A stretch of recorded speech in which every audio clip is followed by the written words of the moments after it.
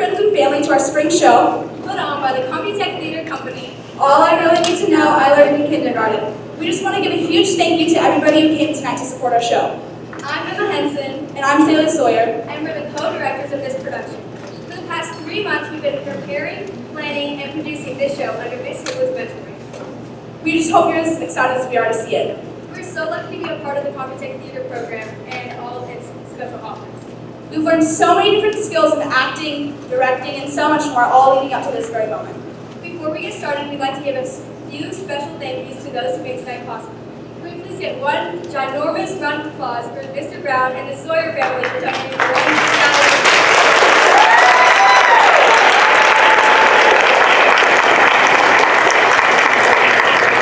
Another huge thank you we need to give is to Mr. Barrett, our new principal, who's shown us so much support throughout the process of creating and producing our show. Can we get another round of applause?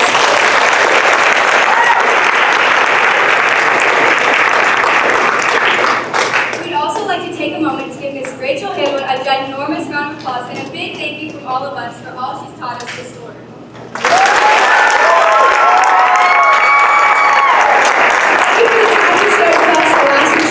Everything you've taught us in growing our directorship. Thank you so much.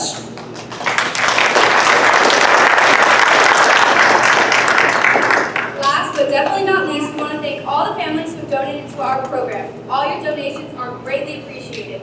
We will be having a short intermission with refreshments sold in the back. And as a reminder, please silence your cell phones and refrain from any photography. It can interfere with our sound system. A fully recorded video will be posted to the Computech Players YouTube channel as soon as possible.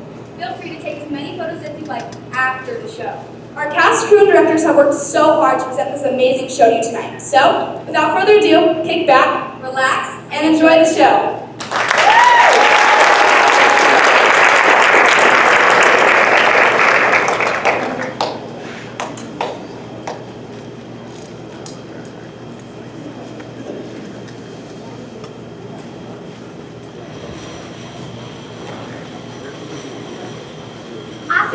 How many of you can draw?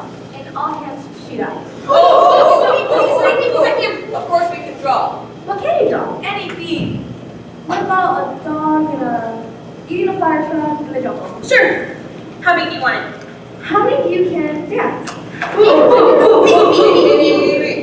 kind of music do you like to dance to? Any kind. Let's dance. Now? Sure, why not? How many of you can sing? Yes, Of course we can sing. What can you sing? anything. What if you don't know the words? That's okay, we'll make them up. Let's sing. Now? Why not? Twinkle, twinkle, little star! Do clams worship? Oh, yes. Do you act plays? Yes. Do you write poetry? Yes. Can you read, write, and count? Yes. We're learning that stuff now.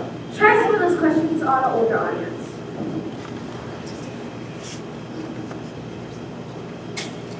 When students are asked if they can dance, sing, paint, act, or draw, most of the students will want to qualify the answers with their limitations.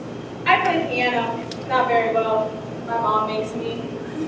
I only dance to rock and roll. I only sing in the shower. I only draw conclusions. When asked why the limitations, they answer,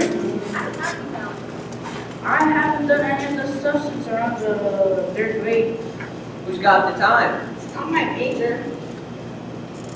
whatever happened to the... Yes, of course I can.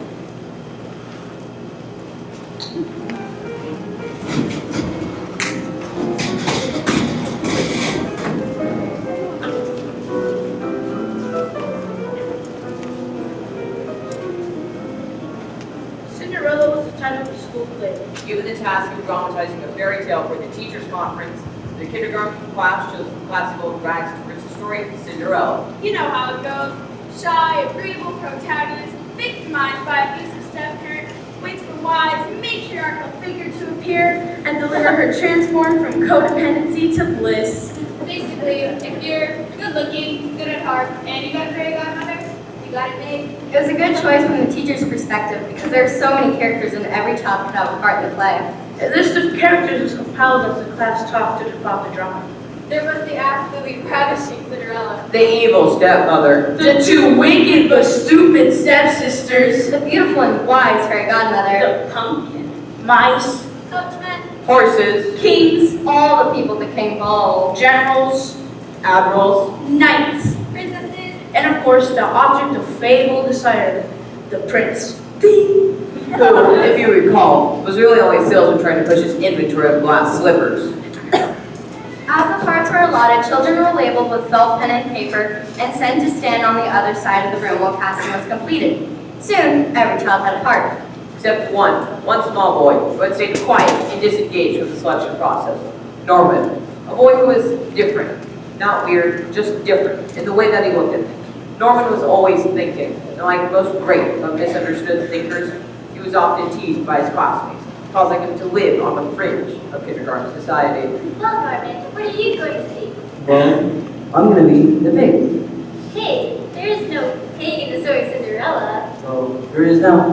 Norman did not relate to being a footman, a mouse, or a pumpkin. He knew his character, Pig. And he was not about to give up his part in the play and go stand against the wall where the wizard would stand.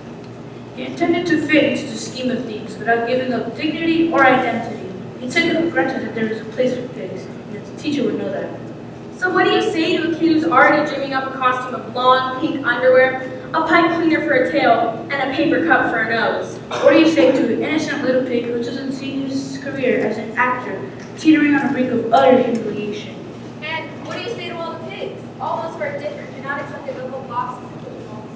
So, what did the teacher say at the moment? Well, sometimes teachers talk a lot more like fairy godmothers. So be it. And so, Norman was declared the pig in the story of Cinderella. It was my first class, and nobody else wanted to be the pig anyhow. And since there was nothing in the script explaining what the pig was supposed to do, all the action was left up to Norman. As it turns out, Norman gave himself one of the best welcome parts in the history of children's theater. He decided to become Cinderella's personal pig. Norman simply sat on his back haunches and observed what was going on, like some supportive Greek chorus. The expressions on his face reflected the dramatic details. Looking worried. Sad. Anxious, Mad. puzzled, Hopeful. Bored. sick. And pleased, as the moment required it. There was no doubt about what was going on, and no doubt that it was important. The look on the pig's face was so earnest, so sincere, so very there. Norman created such dramatic tension that people who knew how the story ended began to have doubts. At the climax of the story, when the prince finally places the glass slipper on Cinderella's foot, and the ecstatic couple hug and walk off, Norman finally made his move. He began jumping around the stage with reckless abandon and barking like a dog. In the rehearsal, the teacher had tried explaining to Norman. Norman, even if there was a pig in the story of Cinderella, there is no such thing as a dancing, barking pig. There is now. It's true, Norman. It's true. Not from dead pig. As Norman danced his dance, the crowd wept, laughed, and cheered. And when Norman came out for his curtain call, the applause turned into a spontaneous standing ovation. The kindergarten teachers were able to drill Cinderella, was it the girl with the blonde hair and the button nose, and Norman, dancing, barking pig. And the children knew that the real fairy godmother wasn't a child waving the fairy wand, but a teacher standing weeping in the wings.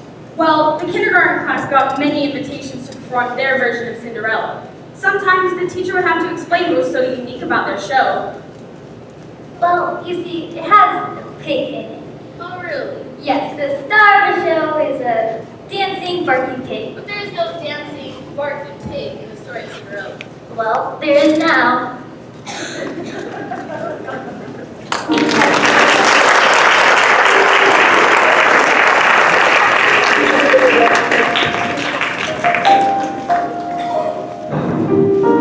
It was a dry, dark evening on October 9th. The neighborhood children are playing a game of hide and seek. How long has it been since I played hide and seek? 20 years? Okay, maybe more. I thought but in a moment I could join in their game. But adults don't play hide and seek. Not for fun anyway. Did you have a kid in your neighborhood who always did so good? Nobody could find him. We did, and after a while, we would leave him, leaving him to rot wherever he was. Sooner or later, he would show up, all mad because we didn't keep looking for him. And we would get mad back because he wasn't playing the game the way it was supposed to be played. There's hiding and there's finding. We'd say, and he'd say it was Hide and seek, not hiding. Oh. and we'd all laugh about saying the rules that we cared about him anyway, and how we wouldn't play We're not gonna play with you anymore. if he didn't get it straight. Hide and seek, and yeah. He's probably still hiding somewhere for all I know. The neighborhood game goes on, and there's a boy hiding under my front window in a pile of leaves. He's been there for some time now, and everybody else is found. I considered going out to the base and telling them where he was hiding. Then I thought about setting the leaves on fire. Finally, I just yelled, "Get back, kid!" It's hard to know how to be helpful sometimes. A man I know found out last year he had terminal cancer. He was a doctor, and he knew all about dying. He didn't want to make his friends and family suffer through that with him, so he kept his secret, and he died. Everyone said how brave he was to keep his suffering in silence. But privately, his friends and family were angry. Angry that he hadn't trusted their strength, hadn't said goodbye. Hide and seek, adult style. Wanting to hide, needing to be sought, confused about being found. Better than hide and seek, I like a game called Sardines. Sardines! Come on, let's play sardines! Now in Sardines, the person who is it goes and hides. But when somebody finds them, they get to hide with them. Pretty soon, everybody is stacked in a heap of puppies. Some people closer. Then somebody giggles. Then somebody laughs. Then everybody gets found. Ha! I found you! Aww!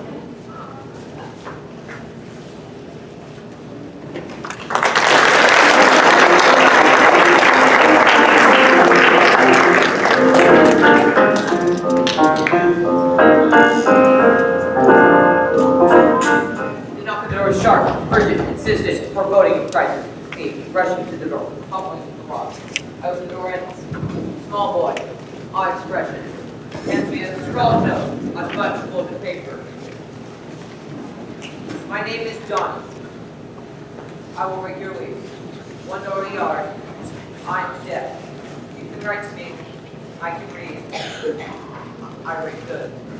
Now, behind your yard is this row of tall, middle-aged, amazingly maple trees decked out with a million leaf sequins. And in the season, these sequins detach and lie about the feet of these matrons, like a dressing gown they've stepped out of in preparation for the bath of winter. I like the way this looks very much. I don't. The gardening magazine doesn't like it either. Leaves should be raked. Leaves are moldy and slimy. Leaves are untidy for the grass. There is no reason for leaves, so say I. I don't see it this way. There was an unspoken accusation of laziness in the air. We've been through this before. But this year, a bargain has been struck in the name of the scientific method, Half the yard was properly raked. and half will not be. And come summer, we shall see. In a way, the trees are here because of the leaves. Zillions of seeds helicopter down to green the earth, and then the leaves follow to protect, care, and nurture the next generation of trees. But stony ground, rot, bugs, birds, and people all get in the way. This process has been going on for millions of years, and we mess with this at our own peril. This is important. My name is Johnny. I will rake your leaves. $1 a yard.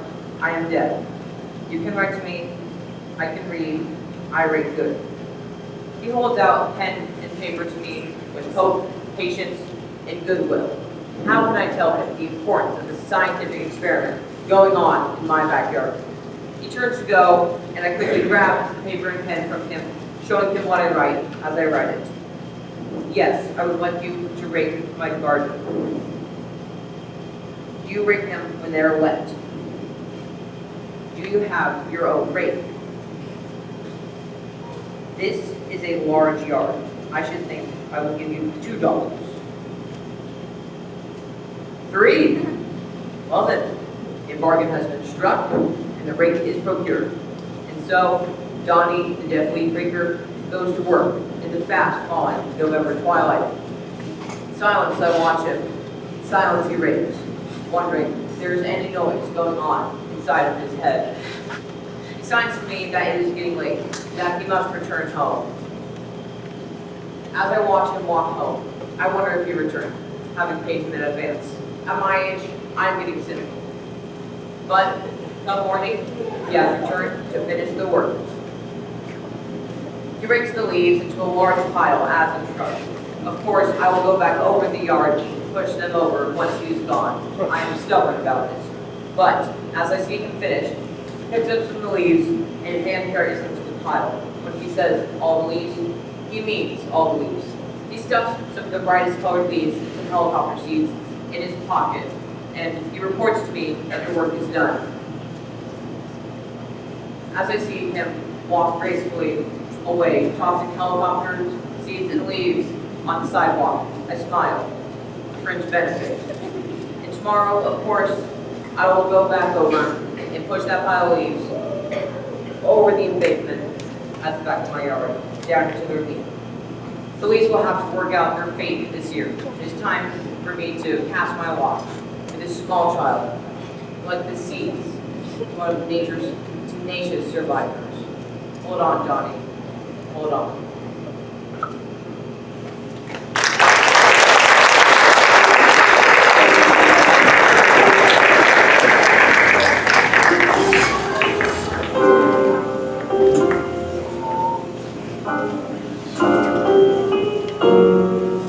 Summer 2003 at the Feather River near Town Letters in the Santa Nevada Mountains in Northern California. The resort community died. Just out of college, I have a job that combines being a night nurse clerk at the lodge and helping out with the horse wrangling in the stables.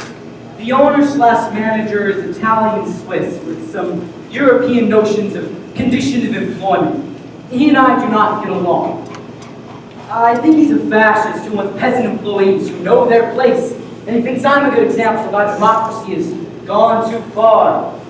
Well, this one week, the employees have been fed the same thing every single day. 2 wieners amount of sauerkraut and stale rolls. To add insult to injury, the cost of the meals was deducted from our checks. I was outraged. Well, the Friday of this awful week, I was at my desk job around 11 o'clock, and the night auditor had just come on. So I went to the kitchen to get a bite to eat, and found notes to the chef to the effect that wieners and sauerkraut be on the menu for 2 more days. That tears and I quit. For want of any better audience, I unloaded on the night auditor's sickman woman. I have had it up to here. I'm gonna get a plate of wieners and sauerkraut, wake up the owner, and throw it at him. I'm sick and tired of this crap and insulted. And nobody's gonna make me eat wieners and sauerkraut and make me pay for it. And I don't even let wieners and sauerkraut done for you for 1 day, for God's sakes.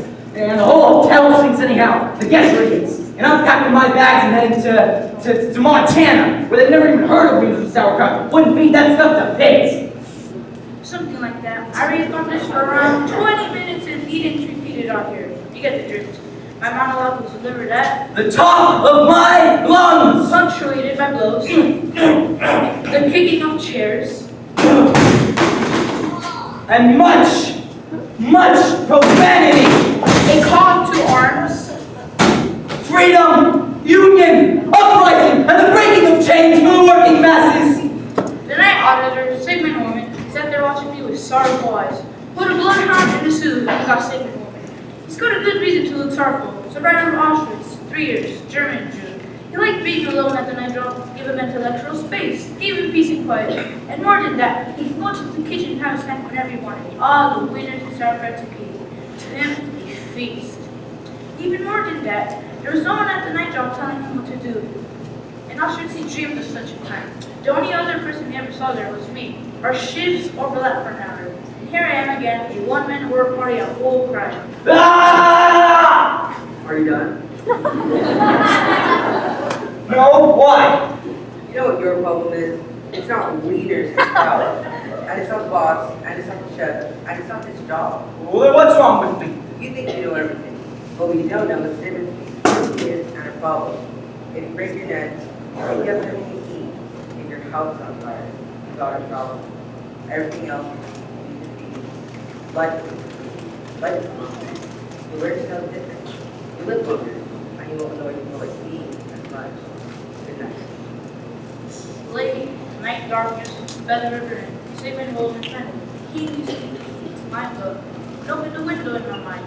Problem or inconvenience. I call this the woman test of reality. Life is something, but a lump in the throat, a lump in the oatmeal, Lump in the heart. are not the same lump. We should learn to know those differences. You're not mistaken.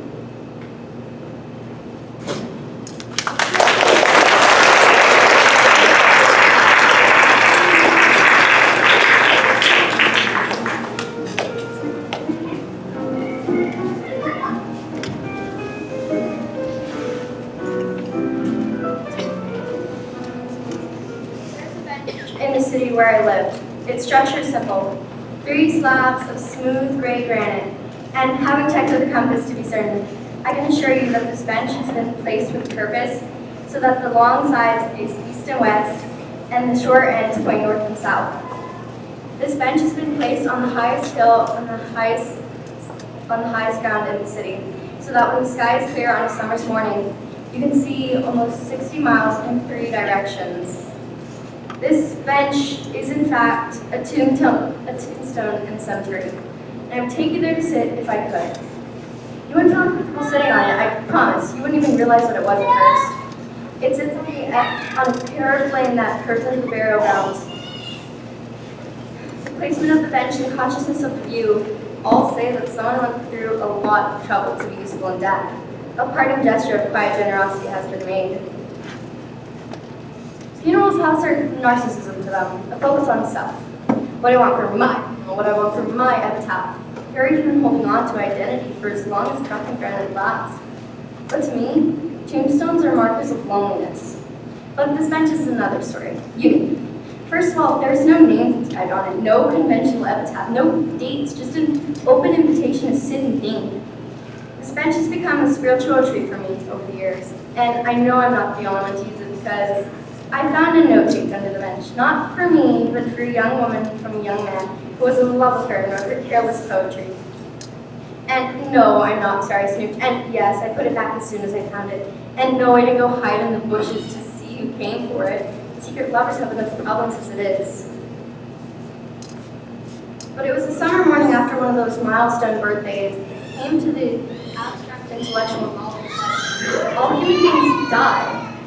To the eventual knowledge that I will die, me. I will not be sooner or later. Not only did I walk away thinking I will die, I knew, well, it's okay. What marks this bench is what crosses the loneliness. This bench lasts hundreds of years. People will sit on it and not think of the name of its owner, but the nameless joys of this sweet life. Mysteries of that. And how utterly amazing it is. And that somehow, sometimes, things are just as they should be.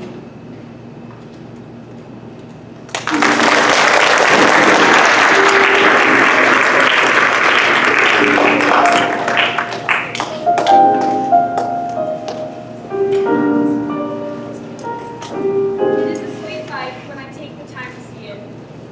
There's wonder inside me trying to find a way to free it. But sometimes it seems so easy to walk through my life with my eyes closed to heartache and strife. But even in my mind's darkest night, there comes streaming through my window a fragment of light. A glimpse of truth for me to partake, and I might miss it if I'm not awake. How can I live in the dark?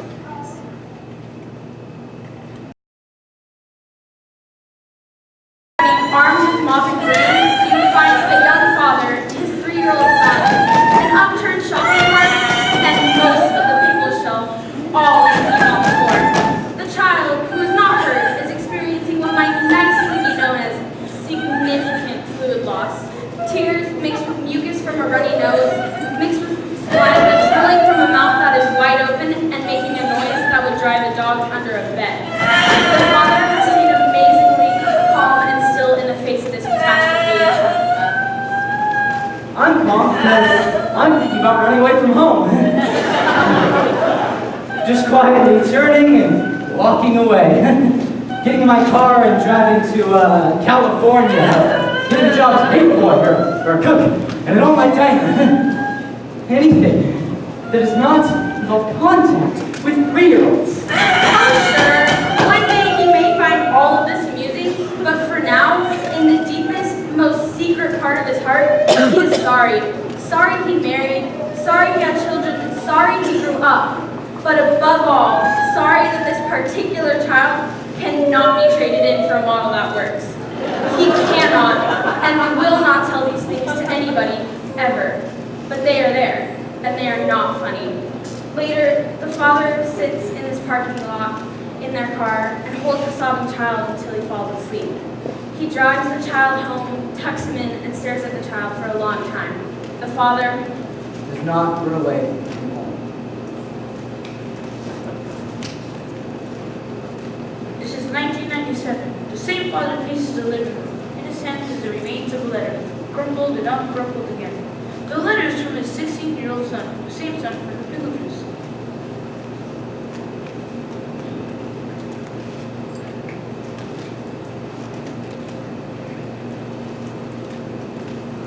Pride of my eye. What was it of today's mail? The tables have turned. And now it is I who want to run away from home.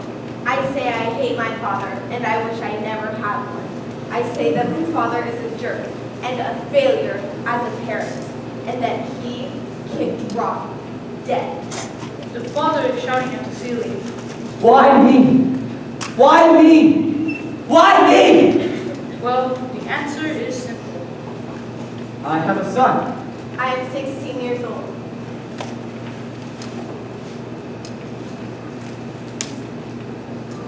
Someday, some long day from now, I may laugh about even this.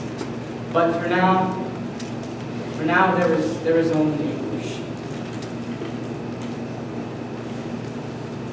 This is 2009. Same father, same son, still running, out for a morning jog. The son is 28 now, married with his own 3-year-old kid. The father is 50. As they head up to the busy intersection, the son stops, looks both ways, with his hand on his father's elbow. You can hear them laugh as they run into the morning sun. And as they finally sprint towards home, the son does not run ahead of his father, but instead runs alongside at his father's pace. They love each other a lot. You can see that. They've been through a lot together, and they work to take care of their love. There may be times when we're mad at each other. And there will be times when we love each other. But one of their favorite stories will always be Once upon a time in a supermarket.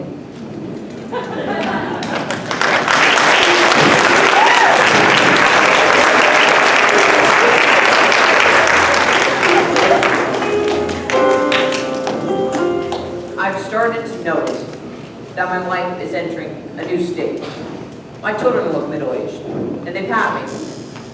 A lot. In a very patronizing manner. For no apparent reason. I'm not going to ask them why they pat me. I'm going to take any affection that they want to give in any way they want to dish it up. Another is that I want to take my granddaughter, Sarah, on excursions more often. Like just the other day, we went on what would be called the title of a B-grade children's story. Grandfather and granddaughter go to the zoo. When we got there, we toured all the animals that the zoo had to offer. The lions, the tigers, the bears, the giraffes, I like that one. gorillas, monkeys, all the animals that the zoo had to offer, and even some dead ones. But the animal Sarah was interested in most was the pigeons that hung around the concession stand. She would walk up to them, try to catch them, and when that failed, she would walk even carefully, quietly, with much caution as she could have, but they would always stay just out of reach. I feel like Sarah was so interested in the pigeons because they were over here, while all the other animals were over there behind bars or glass or in cages. I asked her, Sarah, what would you ever do if you caught a pigeon? I don't know. Possessing was not the plan. And as we were driving home in the thunderstorm, she fell asleep on my shoulder. And as we sat in her parents' driveway, I looked at her and I wondered, who is this child? I want to know her. Now that I'm older and wiser and have more patience, I can approach Sarah as she would approach the pigeon, carefully, cautiously, quietly. Sarah belongs only to herself. Sure, some people think of her as their granddaughter, and only 2 people think of her as their daughter. But Sarah is only her own. Just as Sarah doesn't know what she would do if she ever caught a pigeon, I don't know what I would do if I ever caught Sarah. Possessing something and loving something are not the same thing.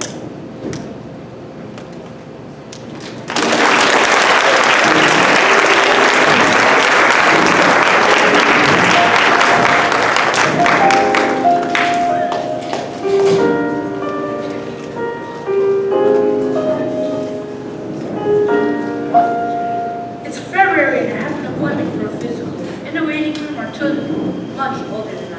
Very nice looking, intelligent, tiny looking couple. Most probably in their 80s. Peter sees a doctor too, I guess. So I'm sitting there in my February state of mind. This nice old man next to me nudges me and says, Hey, Merry Christmas. "It's February, right?" "Yeah, it's February," and I look at him. "Merry Christmas." And he sits back and he starts singing. Oh, you better watch out, you better not cry, you better not pout, I'm telling you why. Santa Claus is coming to town. All the way through, finishes the song and says, Hey, Merry Christmas. I look at him and say, "Merry Christmas," and I'm thinking, could be me. Jim Pickens, Merry Christmas. We've been married for 6 years and Jim's 87 now. And in our family, we say that his wiring is coming a little loose. He's had a few little strokes and they're small tremors. He's just getting old and every once in a while he suddenly announces that it's Christmas. The first time he did it, I thought I was crazy because he shouted from upstairs. Hey, it's Christmas. Let's decorate the tree. It was so strange. I called my kids and I told them what was going on. Well, they came over. And they brought presents too. They said, We'll have a wonderful time. and the best part of that whole affair was that he said to me, You know, I can't remember some of the things when I was a child. Could you tell me about Christmas when I was a kid? well, he had a terrible childhood. His mother was an alcoholic and his father ran away. He was virtually orphaned at a very young age. I didn't want to tell him about that, so I did something that I thought that I would never do in the 6 years that I've been with this man. I liked him. I told him about the Christmas that he caught a rocking horse and when he got a bicycle and the Christmas that he was in the pageant.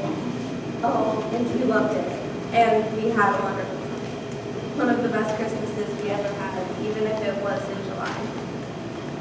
And the strange thing, along bedtime that day, he forgot all about it. It went out of his mind and we never really did get to Christmas. Christmas Eve and good memories seemed to be enough. But 4 months later, it happened all over again. I heard him singing carols upstairs and I thought, what harm? So this has happened 4 or 5 times now. In July, October, twice in December, and now in February. Every time he wants me to tell him about his childhood, I do. I'm getting so good at lying about it, I have to believe it myself.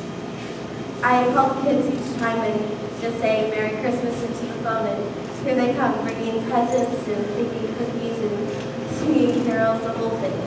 Twice we've even gone as far as putting up a tree. They love to do it. Oh, what fun! One-horse open sleigh, hey! See, the kids don't think of it as Christmas anymore. They think of it as Father's Day. And I think of it as Valentine's Day. Merry Christmas. Merry Christmas.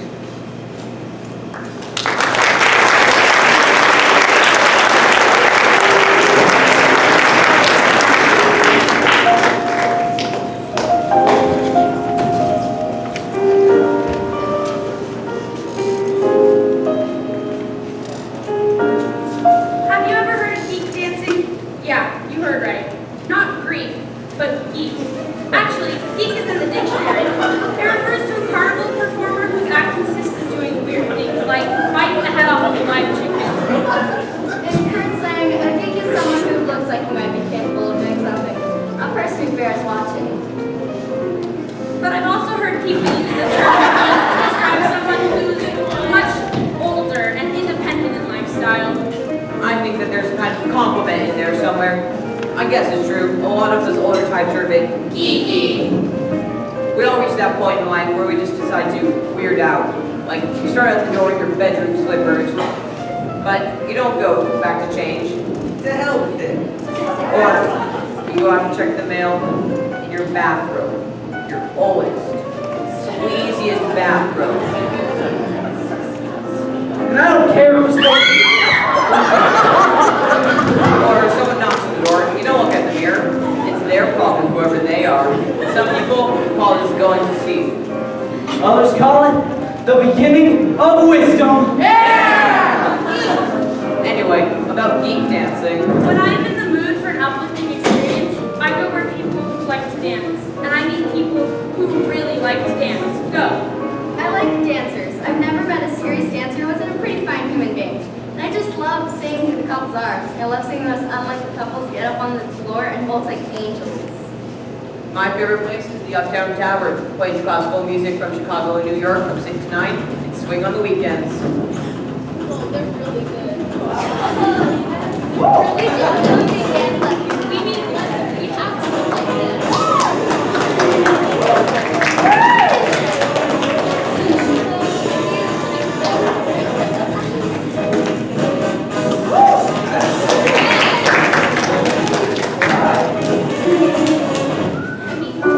I like to spend the night looking for the King Hill Geek Dancer. He's an older, balding, sort of list works when he walks. The kind that if you saw him at a bus stop, you'd think he was strictly nursing home material. But you see him here, and you know, a dancer. And he usually has his wife with him, the geek is. She's a big young girl, always been fluffed up for dancing and has been for almost 50 years. Check her shoes. If they're black with a mid-heel and a strap across the instep, it's a sure bet what she came here for and what she's going to do. Well, the music cranks up. He grabs her by the hand and sort of limps on the stage. It's an act, just to set you up. And then it happens.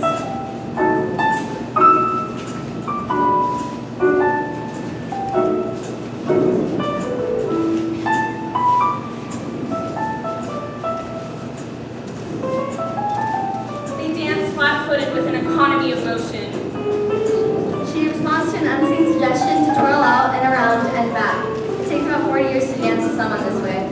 You have to really love someone to dance like they do.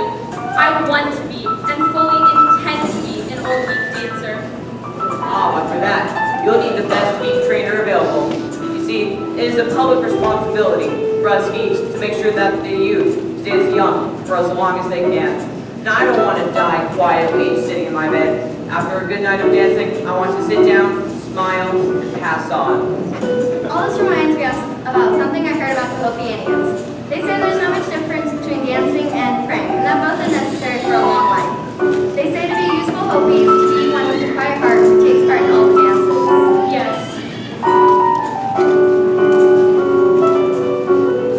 May I have this dance?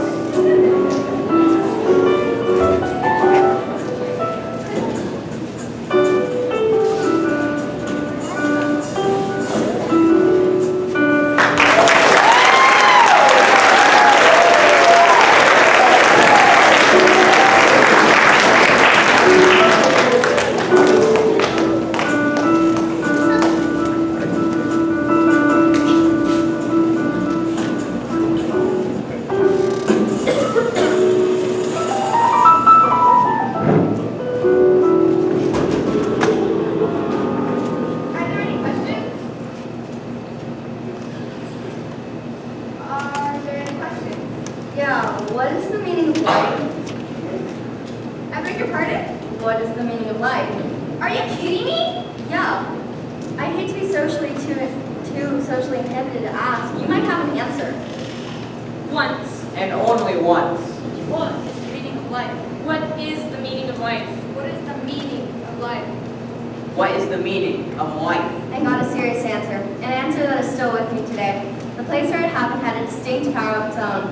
On the Greek island of Crete, near a small village on a rocky base, is an institute dedicated to human understanding, especially to the reconciliation between Germans and the natives of Crete. The site is important because it overlooks a small airstrip with Nazi terror troopers invaded the island. And we're attacked by peasants wielding kitchen knives and hay scythes. The retribution was terrible. terrible. Entire populations were lined up and shot for assaulting Hitler's finest troops. High above the institute is a cemetery with a single cross marking the mass graves of native partitions. And across the band, another hill is the burial grounds of Nazi paratroopers. The memorial is placed so high that all my team will never forget. Hatred was the only weapon the Greeks had at the end, and the only weapon many vowed to never give up. In this historical place where the stone of hatred is hard and thick, the existence of a single building is a fragile paradox of healing the wounds of the war. So, how has it come to be here? The answer is a man, Alexander Papaderos, doctor of philosophy, teacher, politician, son of the soil, who, after the war, realized that the people of Crete and those of Germany had much to learn from each other, and if they could forgive and construct a creative relationship, then any man on this earth could. Well, Pompadour succeeded. This site became a reality. Alexander was a living legend. One look at him and you saw his strength, his intelligence, and his passion. At the end of a 2-week seminar, Papaderos stood up and walked to the front of the classroom, standing at an open window, bathing in the Greek sunlight, and he asked, Are there any questions? Quiet filtered the room. There have been enough silence in these few weeks to generate a lifetime of questions. But for now, silence. So I asked that question, Dr. Papaderos, what is the meaning of life? People laugh at the absurdity of that question as they start to go. But Alexander raised his hand and stilled the room. I will answer that question. He fished into his leather bowford and pulled out a small round mirror, and what he said went like this. When I was a small child, during the war, we were very, very poor and lived in a remote village. One day on the road, I came across the pieces of a broken mirror. A German voice like having broken pieces. I tried to find all the pieces and put them back together, but it was not possible. So I kept only the largest piece, this one. And by scratching on the stone, I made a round. I began to play with that toy and fascinated by the fact that I could reflect light into our places, into the holes, in surfaces, dark closets. It became a game for me to try to get a light to the most accessible places I could find. I kept the little mirror, and as I went by my growing up, I would take it out and read the times of the game. But as I became an adult, I realized that this was more than just a game, but a metaphor for what I might do with my life.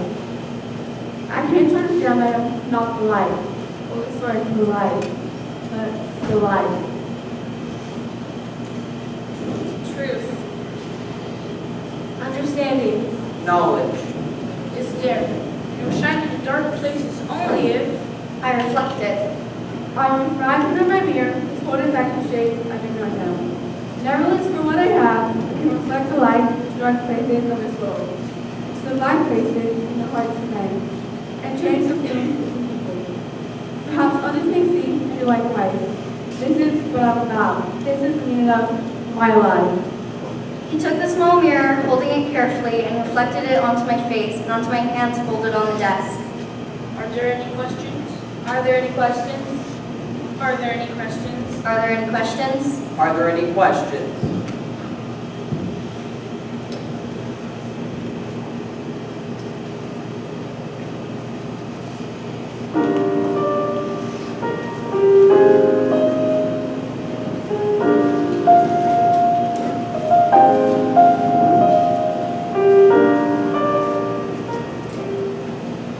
There's no way to measure what these fragments are worth, scattered moments of connection to life on this earth. Moments of understanding that can set your soul ablaze and flicker softly through all of your days. Stop now and listen. Can you hear a faint melody? All around us, the great symphony. But nothing can inspire us more than joining our voices to the mighty choir. How can I live in the dark when I could be a part of that light? How can we capture that spark and reflect it into the heart of the night? The kindergarten creed.